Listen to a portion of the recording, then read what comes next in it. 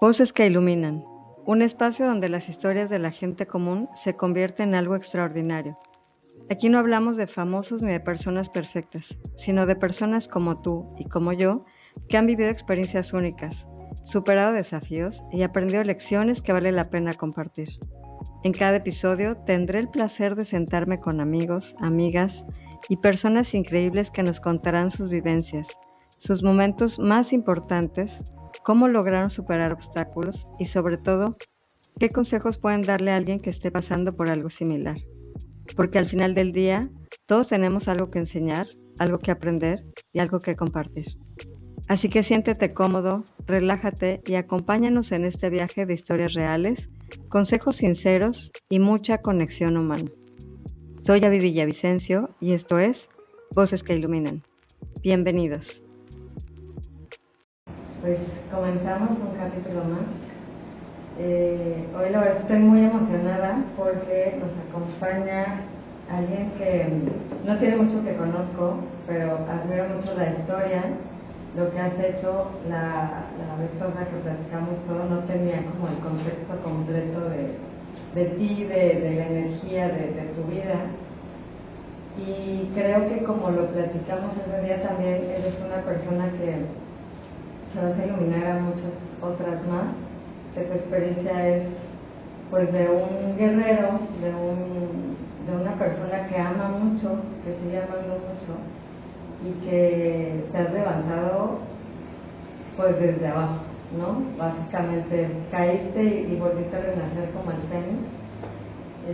Y te agradezco muchísimo que estés aquí hoy, que nos compartas esta historia, esta vivencia y pues nada, bienvenido el doctor Jorge Matei.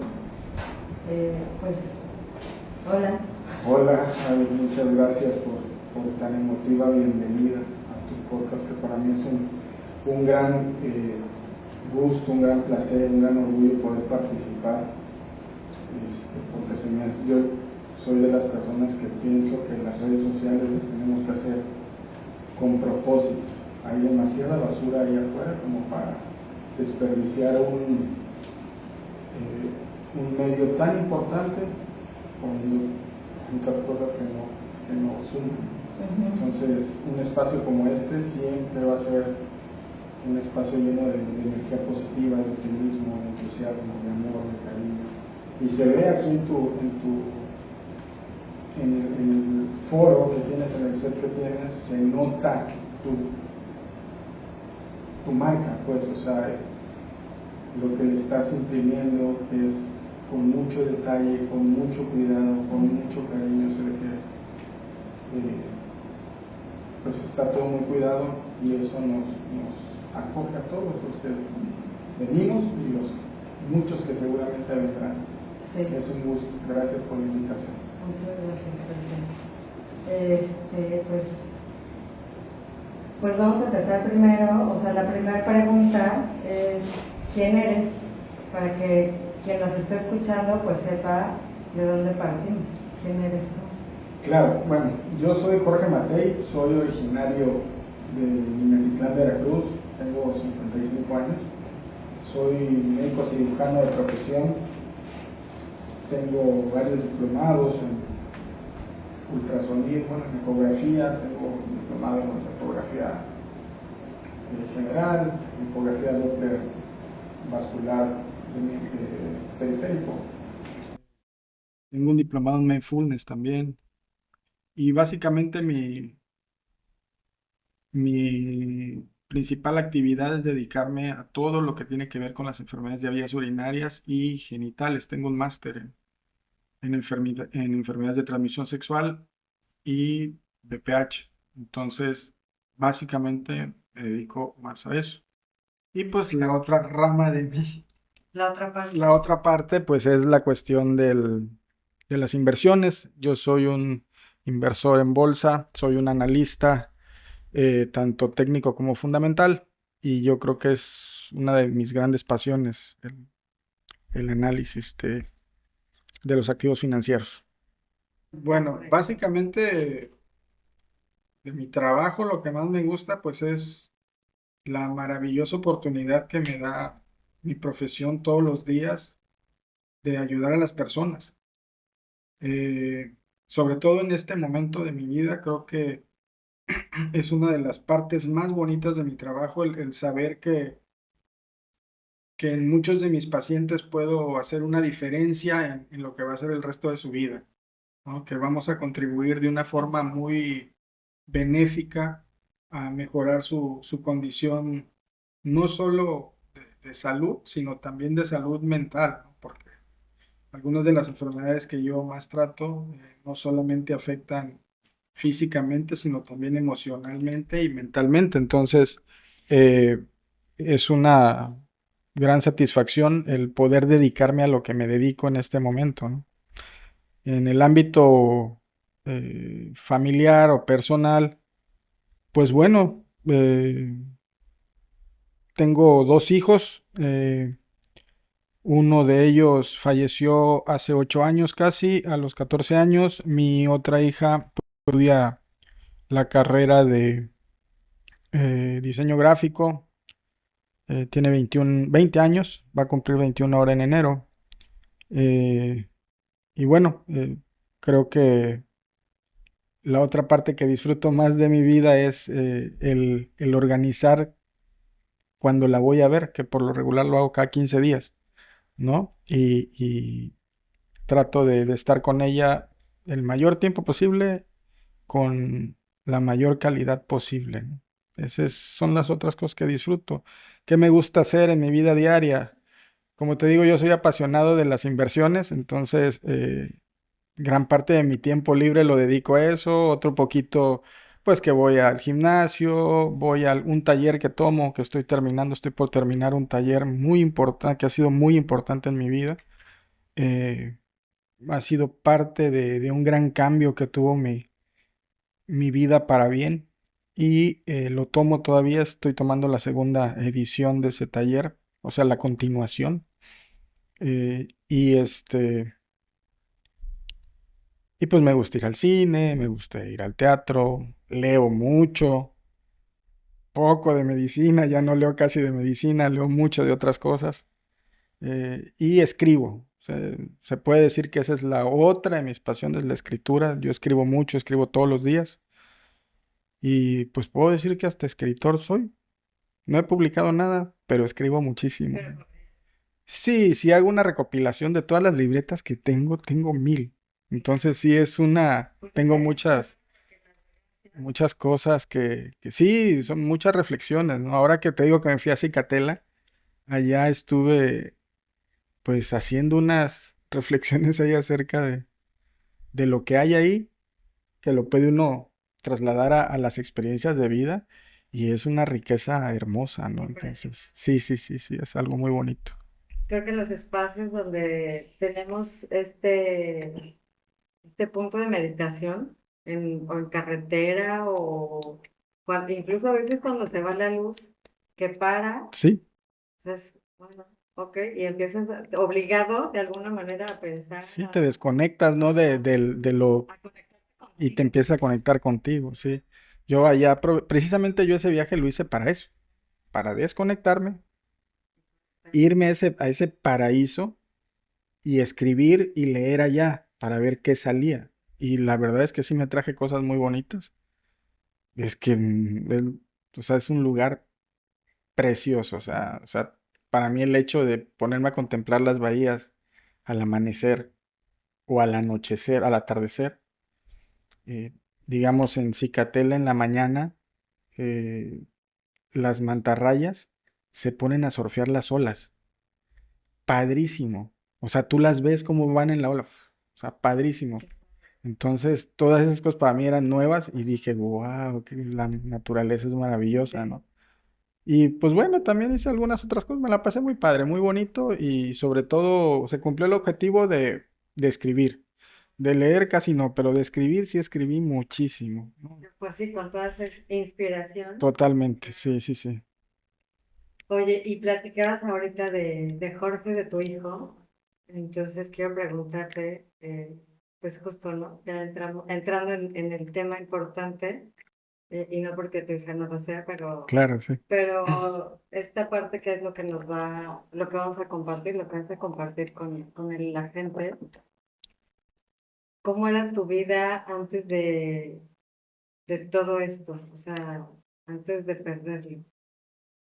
Mira, mi vida antes de que Jorge falleciera era una vida de médico de provincia, eh, muy tranquila, siempre yo he sido muy tranquilo en el aspecto familiar, yo no soy mucho ni de andar en fiestas con amigos, ni eso. Entonces siempre yo trabajaba en mi casa, tenía el consultorio en mi casa.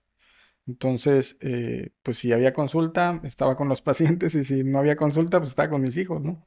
Entonces, y cuando no había consulta, seguía con mis hijos porque nos íbamos a pasear, ¿no? Siempre trataba de llevármelos. Íbamos mucho a la Riviera Maya, a Majahual. Y pues bueno, de ellos tuvieron un desarrollo muy bonito, ¿no? Yo viví muy de cerca con mis hijos. Jorge era un muchachito un niño muy risueño siempre. En sí yo le digo mi smile sour, ¿no? Porque a donde llegaba siempre ofreciendo una sonrisa y pues era el único que obtenía de regreso él siempre, ¿no? Era un niño muy simpático, un poco reservado ya de más grande, pero muy inteligente. Y pues bueno, a mis dos hijos los he querido mucho siempre, los he amado profundamente y pues he tratado de darles una vida llena de acercamiento, de cariño. Yo siempre a mis hijos en la mañana era te amo y en la tarde que regresaban de la escuela te amo y en la noche antes de dormir te amo.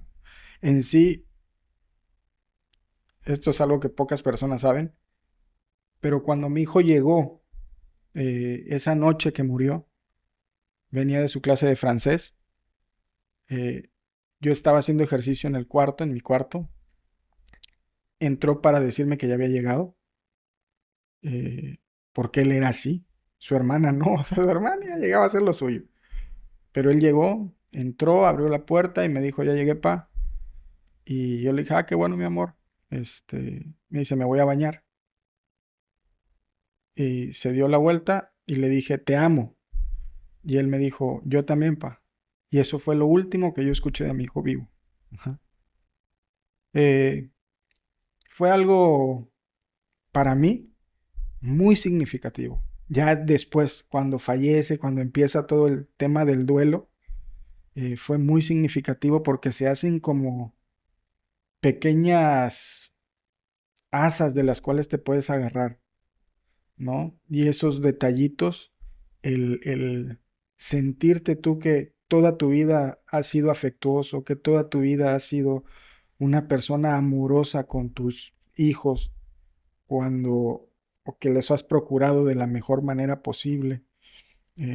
Cuando suceden estas cosas, son pilares fundamentales para no culparte, porque en mi caso, yo siendo médico, su mamá siendo médico, eh, mi hijo falleció en la casa de todos ustedes, este, pues para él era el lugar más seguro del planeta. O sea, era su hogar con sus padres que eran médicos y de la forma en que sucede, pues no pudimos hacer nada por él. Lo reanimamos yo creo que como una hora y no pudimos lograr nada, ¿no? Eh, y quieras o no, para mí sí ha sido como que el arrastrar esa pequeña culpa de no pude, porque cuando yo lo encontré, bueno, que me avisaron y yo fui al cuarto y lo encontré tirado, eh, yo tenía la plena seguridad que yo lo iba a recuperar. Yo tengo una certificación en reanimación eh, por la New York Heart Association, entonces fue muy complicado. O sea, cuando yo me preparé, me agaché para empezar el RCP y la reanimación, yo estaba seguro que lo iba a poder recuperar. Y el que se te vaya extinguiendo la esperanza Es muy difícil. Hasta que me desesperé. Y me acuerdo que bueno, lo levanté como pude, pero ya tenía yo mucho tiempo reanimando y estaba yo muy cansado. Y uno de mis cuñados me ayudó a bajarlo para trasladarlo al hospital. Hicimos todo lo posible, pero pues no se pudo. Y si aún con ese amor que le dimos toda la vida, tanto su mamá como su hermana como yo, eh, que se lo demostramos cada día, cada instante, aún así, o sea, queda uno con cierta pequeña culpa de no pude reanimarlo, no pude revivirlo, no estaba yo ahí, no escuché cuando cayó. O sea, son muchas las cosas que si uno no está preparado en algunas emocionalmente, yo siento que son las desencadenantes de tomar malas decisiones en un duelo, ¿no? O sea, decisiones que pueden afectarte no solo a ti, sino al resto de tu familia de una forma muy, muy grave.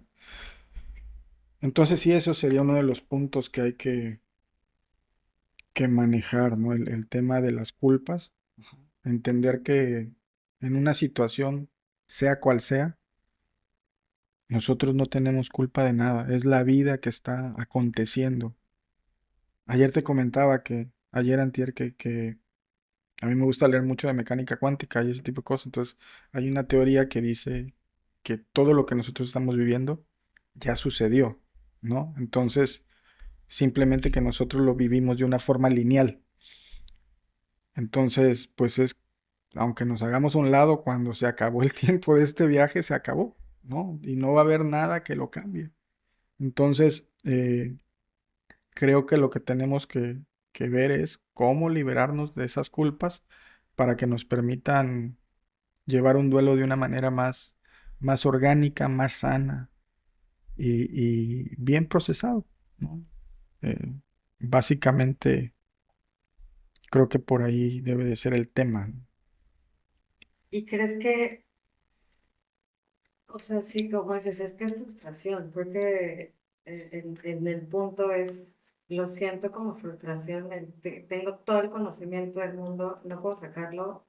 Qué frustrante todo esto, ¿no? Y que alguien más, tal vez sin conocimientos, pues es mucho más frustrante, como bien dices, la parte de cómo fue tu relación, ¿no? Cómo fue el previo, cómo no quedarte sin esa culpa. Tu relación con tu hijo, ¿cómo era? O sea, todos los días se decían te amo, era muy amistosa, muy amorosa. Sí, yo fui un padre, yo soy una persona seria, ¿no? Y en aquel tiempo pues era un poquito más serio porque era totalmente inconsciente de las cosas fundamentales de la vida, ¿no? Sobre todo la vida en familia. Yo sí llegué a mi matrimonio y a mi vida familiar como padre, pues como el burro que tocó la flauta, ¿no? O sea, vamos a ver qué pasa, todo va a salir bien, tenemos todas las ganas de que salgan bien las cosas, ¿no? Pero como cuando te dicen, oye, es que yo quisiera poner un negocio, ok, sí, ¿y qué estás haciendo hoy para poner ese negocio, ¿no? O sea, llegas con todas las ganas, pero sin saber observarte, ¿no? Y entonces, pues, aunque yo era un padre muy amoroso en ese aspecto, pues también andaba yo en otras cosas, ¿no? En tratando de perseguir la riqueza económica. En ese tiempo estaba yo más joven, tratando de trabajar al máximo, ¿no? Y para mí era un orgullo andar atendiendo urgencias en la madrugada, ¿no? Y mientras más mejor, ¿no? Y ese tipo de cosas. Y que no digo que esté mal, pero también te quitan mucho tiempo de calidad al otro día con tu familia, ¿no? Porque ya no descansaste bien, ya no andas al 100, andas cansado, andas disperso y todas esas cosas realmente afectan. Entonces, aunque fui un padre muy amoroso con mis hijos, sí, tal vez en algunos momentos como que era yo demasiado serio, ¿no? No es que fuera, siento que prioricé mucho mi trabajo por darles lo mejor, obviamente, a ellos, porque ellos vivieran con las mejores comodidades que yo pudiera pagar y proveerles. independientemente del ambiente familiar que siempre fue muy sano, ¿no? Muy, muy tranquilo. Yo con su mamá que yo recuerde, nunca me peleé, ¿no? O sea, entonces, pero sí, en este punto de mi vida, creo que si Jorge hubiera conocido al Jorge que soy yo hoy, nos llevaríamos más padre. Lo pienso porque con Isabela me llevo súper padre ahorita, ¿no? Entonces, eh, creo que hubiese sido mejor si fuera yo, si hubiese sido yo como soy ahorita. El tema es que para llegar a este punto, primero tuve que vivir aquello, ¿no? Entonces, Sí, lo que te transformó. claro, lo que me hizo después de que falleció y después de otros duelos que he vivido, me permitió enfocar el pensamiento en cómo no regresar a vivir ahí, ¿no? Porque para mí hay algunas partes de mi vida, como esa parte que te comenté de la muerte de Jorge, de ese momento, para mí es haber conocido el infierno, ¿no? Es haber estado ahí, ¿no? Y yo a ese lugar le llamo el abismo, el fondo del abismo, ¿no? En sí, así lo describo en lo que escribo. Y hoy ya no me veo ahí. Hoy sigo yendo al abismo, pero ya voy al borde del abismo. De otra manera. Ya estoy Porque eres arriba. consciente, ¿no? Sí, sí, sí. Ya no estoy adentro del abismo, ya estoy afuera y lo veo para recordar, ¿no? Es como que una, una Como imagen mental que yo me he creado, un espacio mental que he creado para ir a reflexionar a veces y me permite encontrar muchas soluciones, ¿no? Sobre todo luego cuando estoy escribiendo, pasa eso, ¿no? Pero sí me ha ayudado mucho el hacer esa, pues, analogía, ¿no? Del abismo. Es un lugar muy extinguir, pero también te puede dar una fuerza, te puede ayudar a encontrar la fuerza que tienes dentro, ¿no? Para salir adelante y entender que lo que menos quisiera tu familiar o la persona amada que perdiste es que tú estés mal, ¿no? que estés ahí en el... Exacto, que estés en el abismo deprimido, llorando, victimizándote, culpando a todo mundo de tus problemas. No, ellos quieren que tú seas feliz, ¿no? Sobre todo, como dices, si su relación era tan buena, tan amorosa, creo que lo que menos hubiera querido es verte en el hoyo. Claro, sí, sí, sí, yo con mi hijo me llevaba muy bien, teníamos una relación bastante estrecha. Claro que él por su edad y eso, pues estaba muy pegado con su mamá, ¿no? Pero a veces sí entraba y me decía, pa, estoy aburrido. Ya me acuerdo de eso. Y porque aparte era un chamacote, medía unos 76 o unos 78, era mucho más alto que yo. Y tenía 14 años apenas. Sí, era grandísimo. Y muy delgado, muy, muy ordenado en su forma de ser. Y aparte, tenía una forma de estudiar media rara. O sea, él sí te hablaba de mecánica cuántica y de teoría de cuerdas y de cosas de esas, ¿no? Me acuerdo que su película así súper, la mejor para él, era Interestelar. La veía una vez al año para ver cómo iba cambiando su apreciación. O sea, tenía unas cosas media raras. Sí, y era un tipazo, mi hijo, la verdad es que sí era un tipazo. Y me acuerdo que la tanatóloga que me atendió, o bueno, que nos atendió, me decía en ese momento que estábamos así como que en el duelo más difícil, doctor, usted un día va a agradecer. Y yo acá en la cabeza decía, vieja loca, ¿qué voy a agradecer yo? O sea, se murió mi hijo, ¿qué voy a agradecer yo a la vida, no? Y pues unos años después, ahí vivo, o sea, en el agradecimiento, no por lo que pasó, sino por lo que obtuve, ¿no? Todo el amor que obtuve de él, todo el aprendizaje. Yo creo que Jorge es mi más grande maestro, ¿no? En este cambio que hemos tratado de hacer a la vida para empezar a observarla, pero sobre todo a disfrutarla de una manera más amable, ¿no? Eh, obviamente para mí, ¿no? Una manera más amable para mí y obviamente para las personas que están cerca de mí, pues también, ¿no?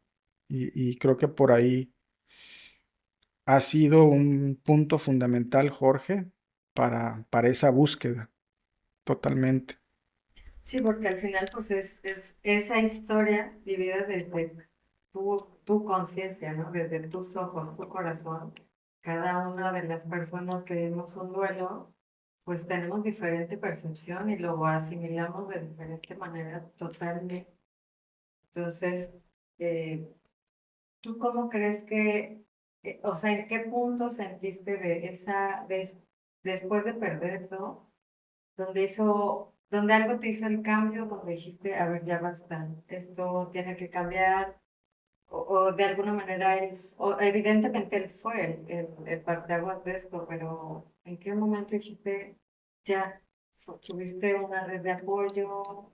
¿Cómo fue tu cambio a... Fíjate que yo sí, aunque tuve terapia tanatológica con mi familia, con la que era en su momento mi esposa y mi hija Isabela, eh, mi duelo fue un duelo muy mal llevado, ajá, aún con terapia. En sí yo creo que el duelo de todos nosotros fue muy mal llevado, tan mal llevado que terminó en que pues la mamá de Jorge y yo nos divorciamos. Eh, Cada quien vivió el duelo por su lado. Convivíamos en la misma casa, la habitábamos, pero cada quien estaba en sus cosas.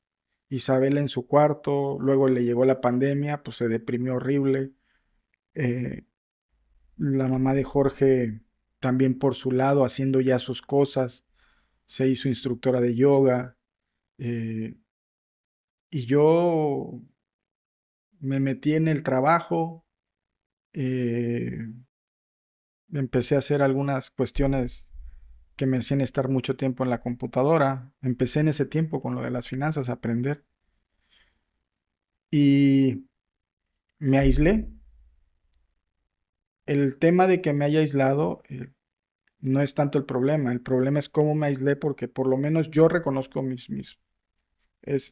he tratado de analizar mi duelo ya en este punto y me di cuenta que yo pasé mucho tiempo enojado. Ajá, me pasé mucho tiempo en la etapa de ira del duelo. Ajá. Y no era que yo le gritara a la gente ni nada de eso, pero de por sí te comento que soy serio, pues eso se acentuó, ¿no? Le perdí el amor a mi trabajo. Entonces iba a mi trabajo y estaba yo a disgusto haciendo mi trabajo y eso se empezó a reflejar poco a poco más en mi vida, ¿no? Entonces me empezó a ir mal, ¿no? Económicamente y entonces las cosas empezaron a batallar. No hacía falta nada en la casa, pero ya no era lo mismo. Ajá. Y entonces se hizo como que un círculo vicioso de pesimismo, ¿no? Yo vengo saliendo también de otro tema, de mi primer duelo, que fue la pérdida de una empresa que tenía junto con mi hermano. Ahora sí que le anduvimos haciendo al empresario sin saber y pues no funcionó. O sea, pero no funcionó por otras causas diversas, pues, pero sí, algo externo, que ya se resolvió, gracias a Dios. Pero sí fue un duelo muy complicado en ese aspecto, ¿no? Eh, Y yo creo que más adelantito vamos a platicar un poquito de las cosas que se tiene uno que fijar cuando, sobre todo cuando estás muy triste, porque aunque estemos muy tristes, tenemos que ver la forma de empezar a observarnos. Eso es importantísimo, la autoobservación para no cometer pues, los errores que en este caso personas como yo sí hemos cometido, ¿no? Porque, pues, digamos, Elizabeth Kubler-Ross te dice, la etapa del duelo es tal, tal, tal, y te dice todas las etapas, pero no te dice cómo hacerle. Ajá, te cuenta todo el cuento que ya estás viviendo, o sea, Sí, ya las pasé. sí, o sea, ya las estoy viviendo, o sea, no necesito que me digas cómo son, necesito que me digas cómo le hago, ¿no? Para no caer en este asunto y tal vez con tu ejemplo yo encuentre el mío, el que me funciona a mí, ¿no?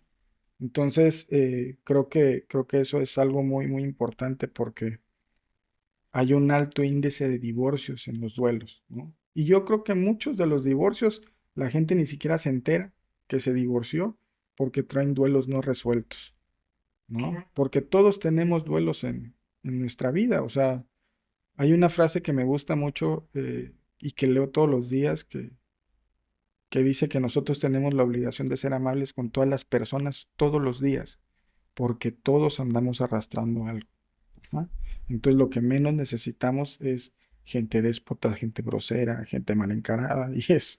Entonces, claro, sí, sí, o sea que ya estás en el borde y que no le dan pic para que se caiga, ¿no? Sí. Entonces, pues no. Y creo que eso es el hecho de esa frase más que nada es decir, no sabes qué, o sea, todos tenemos cosas acarreando, todos estamos pasando por cosas difíciles. Vamos a ser amables todos. Si somos amables todos, esto se va a equilibrar un poco, ¿no? Hay que dejar la ira de lado, porque pues no lleva a ningún buen lado para nadie, ¿no?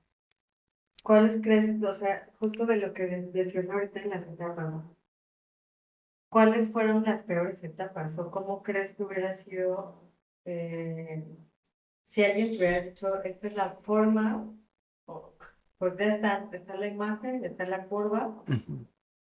porque a veces ni siquiera se lleva de la misma manera, a veces No, incluso van y vienen. van y vienen, Uno exacto. está brincando de etapa en etapa. No sé si has oído del término juegos temporales. Así estás. El duelo se vive en juegos temporales. O sea, un día estás en ira, otro día estás en esto, otro día estás en el otro, vas y vienes. Entonces, eh, lo que hay que hacer, bueno, lo que yo haría hoy, como veo la vida y como veo el duelo, lo que yo haría sería tratar de buscar que esos momentos no se prolonguen. Aceptar la emoción, observarla y exprimirla.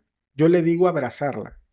El abrazar tus emociones, hasta, o sea, si tienes ganas de llorar, lloras hasta que te quedes deshidratado. Si tienes ganas de gritar, grita, vete a un cuarto donde estés solo y grita. Ajá. Que no se prolonguen esas emociones. Y te lo digo porque yo dejé de trabajar creo que 4 o 6 meses después de que Jorge falleció. Eh, pues gracias a Dios, aún en una situación complicada, pero tenía yo la forma de hacerlo y de darme ese tiempo. Yo soy una persona que necesito mi tiempo, pues, para poder recuperarme. Y, pues con Jorge, hace 15 días, yo creo que, no, como un mes fue que hice ese clic de que creo que ya se cerró. O sea, creo que fue en un mes o 15 días, es decir. O sea, pero dije, son 7 años y medio para que yo dejara de hablar de mi hijo ahí muerto, en ese momento en que lo encontramos, y no me pusiera ya a llorar como un niño. O sea, ya hoy, pues tal vez sí se me llenaron los ojitos de lágrimas hace rato, pero ya no fue tan intenso, ¿no? Pero sí es importante entender que las emociones no las debemos De ocultar, o de ocultar, de guardarlas, ni tampoco de estarlas prolongando mediante la victimización, los recuerdos recurrentes, ese tipo de cosas. O sea, sí van a estar yendo y viniendo, porque es parte del scrolling mental que tenemos normalmente, ¿no? Entonces, pero lo ideal es que eso sea fugaz, efímero, como lo marca la norma, 9 segundos, ¿no? Y el pensamiento que sigue, ¿no? En el momento del duelo es muy complicado, pero sí se puede. De que se puede, se puede. Nada más que hay que estar como conscientemente enfocando el pensamiento para tratar de decirle poco a poquito al cerebro que, pues que eso nos está haciendo daño en vez de ayudarnos, ¿no? El tema es que cuando a veces estamos en duelo, pues nosotros mismos nos jalamos esos pensamientos ¿no? Estamos muy anclados con el pasado y eso nos genera dolor, ¿no? Y el dolor nos va a generar culpa y la culpa, o empiezan a salir todas las demás cosas que estaban ocultas, ¿no? Yo le presté el carro y se accidentó y falleció. Yo le compré la moto y se accidentó y falleció. No lo fui a ver y se murió. Y todas ese tipo de cosas empiezan a surgir. todos. Sí, porque al fin y al cabo somos los padres y somos los que en teoría tenemos la responsabilidad de velar por la seguridad de nuestros hijos. Pero eso todo tiene un límite, ¿no? ¿Cuál es el límite? Pues el límite de la vida, ¿no? Hay un punto hasta donde podemos y lo demás no está en nuestras manos, ¿no? Entonces, tenemos que aceptar, ¿no? Tenemos que aceptar que no estuvo nunca en nuestras manos y cuando lo hacemos, como que descansamos un poquito, ¿no? Entonces, ese es el asunto, pero en relación al cómo hacerle, pues es muy complicado, sobre todo cuando estás ahí, ¿no? ¿Y crees que, bueno, y el duelo con en conjunto, o como dices, cada quien lo vive Sí, yo por lo menos así lo siento que lo vivimos, ¿no? en algún punto, o de todas las terapias que tuviste,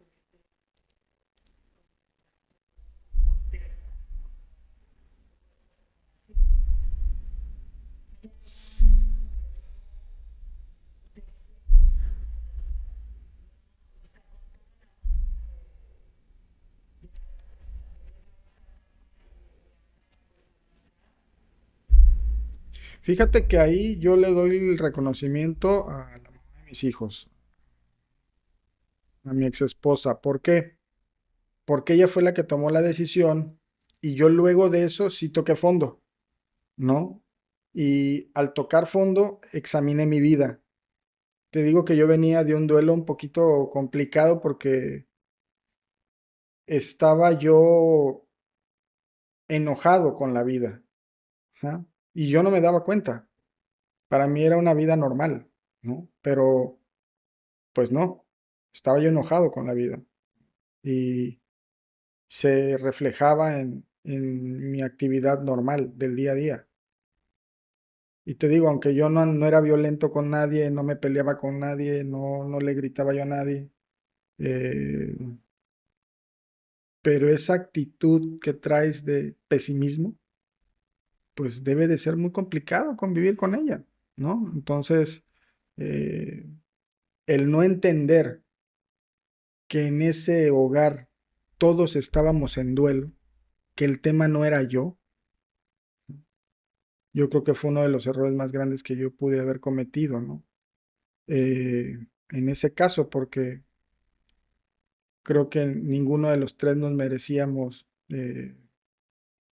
vivir lo que vivimos, y aunque todo el tiempo fue una convivencia casi cordial, ¿no? Pues sí hubo algunas fricciones al final. Nada importante, pero que sí nos llevaron a tomar decisiones, ¿no?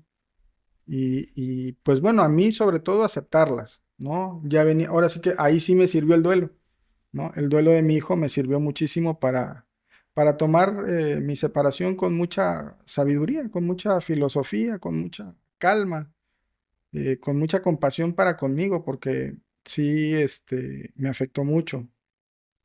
Y ese fue el fondo del abismo, ese empujoncito de la mamá de mis hijos al terminar el matrimonio fue lo que me desencadenó la búsqueda de, bueno, ¿y ahora qué sigue, no? Porque pues me quedé solo y con muchos temas en la cabeza emocionales.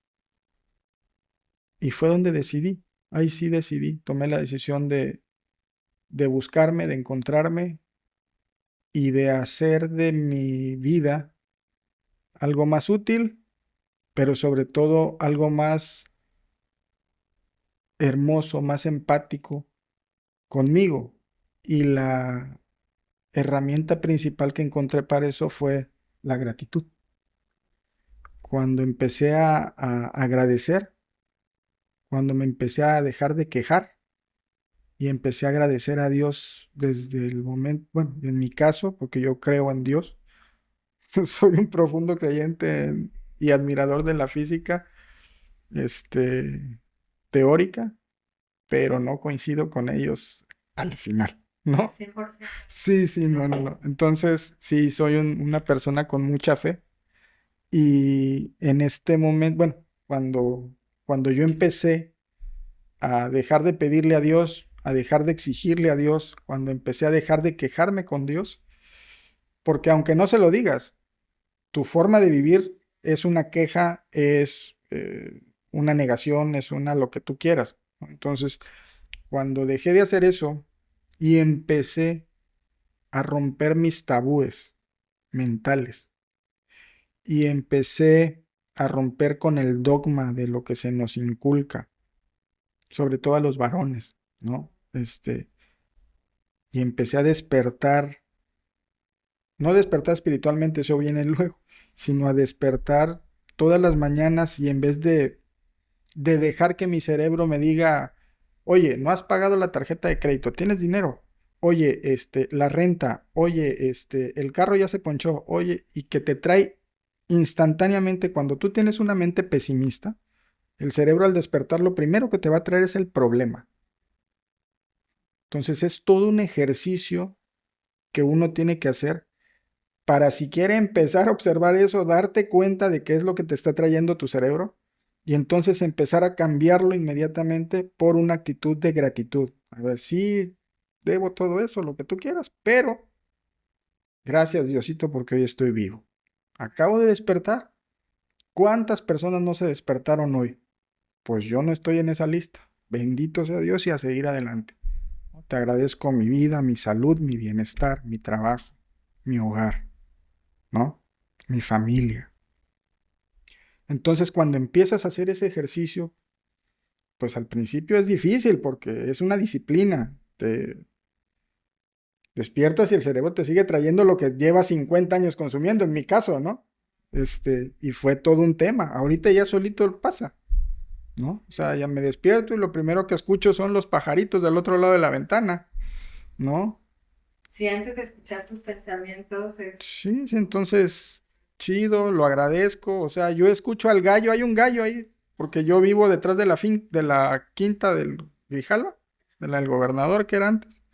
Entonces, yo creo que ahí hay como un zoológico, no sé, porque hay muchos animales. Entonces, oigo un gallo a veces y ese canta duro, ¿no? Y a mí no me genera ya no me genera, nunca me ha generado ningún problema desde que estoy ahí, ¿no? O sea, digo, gracias a Dios. Qué bonito canta así, me levanté temprano, pues puedo escuchar, no sé, o sea, siempre hay algo que agradecer, ¿no? Entonces, ese tema es bien importante, para mí ha sido una de las piedras angulares de mejorar emocional y espiritualmente, ¿no? El empezar a tratar, siquiera tratar de vivir en gratitud, ¿no? Porque aun cuando estaban duros los golpes emocionales, cuando estaba muy reciente mi divorcio, eh, mi hija se fue con su mamá de fuera de la ciudad, entonces yo la dejé de ver 2 años, ¿no? Fue muy complicado, o sea, Viste 3 duelos. 4. Ah, De la bueno, empresa, mi papá, mi hijo, mi divorcio. y tu hija. Y la premio 5, la pérdida de mi hija, ¿no? Que O sea, aunque fue momentáneo. fue momentánea, pero pues igual duele, sí, sí. Y esa fue una historia bien bonita para mí. O sea, para mí el duelo de que mi hija se fue y que casi no tuve contacto con ella ese tiempo, fue un duelo precioso para mí hoy, ¿no? Porque me demostró lo magnífico que es nuestro cerebro. Cuando tú piensas, ay, hasta me están dando ganas de llorar. Cuando tú piensas en gratitud, tus pensamientos se empiezan a ordenar de forma optimista y entusiasta. Entusiasmo, hay una definición de Wikipedia que me gusta mucho porque dice que esa palabra es llena de Dios o lleno de Dios, ¿no? Entonces, para mí tener una actitud entusiasta refleja eso, ¿no? Y cuando empecé con el tema de la gratitud, poco a poco empecé a ordenar mis pensamientos, solitos se dan, o sea, no es que uno lo haga, solitos se van dando. Sí, o sea, tu cerebro funciona como la inteligencia artificial de ahora, pues es un clon de nuestro cerebro, súper bien estudiado. Entonces, ¿qué sucede? puede modificarse el pensamiento de acuerdo a donde tú quieras estar, ¿no? Entonces yo estaba en el momento, después de mi duelo y mucho tiempo de mi vida que viví con miedo, estaba yo en el tema de la negatividad, ¿no? En la zozobra de, antes de que muriera mi hijo, mi zozobra era el futuro, ¿no? O sea, y si no tengo dinero, y si sucede esto, y si nos asaltan, y si, ¿me entiendes? O sea, la angustia, el miedo al futuro, a la incertidumbre del futuro. Cuando muere mi hijo, me anclo ahora hacia el otro lado. Mi hijo se murió, pobrecito de mí, ¿y ahora qué voy a hacer? Me duele mucho, estoy muy triste. Y entonces te anclas a las cosas trágicas, tanto las que no suceden como las que ya sucedieron, ¿no? Y te dejas de fijar en lo importante. Ajá. Yo me anclé al futuro y por el miedo que yo tenía, generé una sensación incómoda en mi familia, ajá, en mi esposa y en mi hija y mi hijo, en ese tiempo, que eran chicos, ¿no? Luego,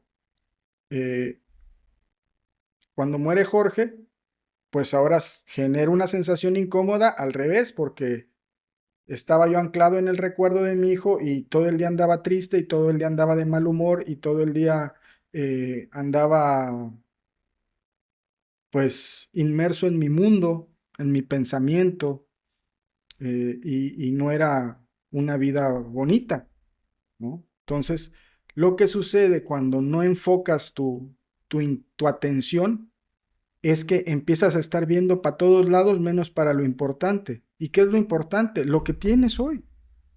Ajá. Tu momento, yo le llamo el momento eterno, este que tenemos. Ajá. Lo que estamos viviendo ahorita es algo maravilloso, ¿no? Y luego lo dejamos de ver. ¿Por qué? Ay, porque es que no sé qué va a pasar el fin de mes. Ay, es que mi hijo se murió, o mi esposo me dejó, o me puso los cuernos con X. Eso ya pasó. Lo importante es lo que tenemos hoy, ¿no? Obviamente, pues yo en ese tiempo no lo sabía, ¿no? Claro. Pero, pues bueno, gracias a Dios, hoy veo la vida de esa manera, ¿no? Y eso me ha permitido ir gestionando un poquito la forma en que veo mi vida y cómo reacciono a ella, ¿no? Gracias por escuchar Voces que Iluminan. Este podcast nació del deseo profundo de acompañar a quien más lo necesite. Porque cuando todo parece oscuro, una historia puede ser la luz que encienda la esperanza. Aquí encontrarás luz, compañía y la certeza de que tu historia también puede tener un nuevo comienzo. No estás solo, no estás sola. Deja que todo fluya y confía. Recuerda dejar tu comentario, compartirlo, y si tú quieres compartir tu historia o sabes de alguien que tenga una historia que contar, mándame un email a vocesqueiluminanpodcast@outlook.com. No olvides seguirnos en Spotify, YouTube e Instagram. Dale me gusta al episodio y comparte. Soy Abby Villavicencio y esto fue Voces que Iluminan. Nos vemos en el siguiente episodio. Bye.